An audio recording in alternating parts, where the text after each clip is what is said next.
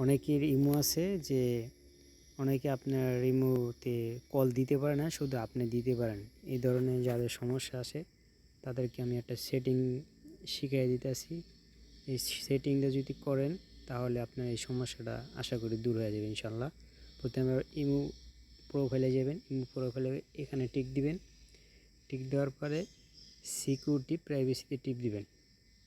Security প্রাইভেসির নিচে চলে আসবেন, কল অপশনে দিবেন। কল অপশনে যদি দেখেন নোবট বা কাস্টম, এই দুইটা অপশনে যদি আপনার টিক চিহ্ন থাকে তাহলে আপনি একজনে ফোন করতে পারবেন, সে আপনাকে ইমোতে কল দিতে পারবে না।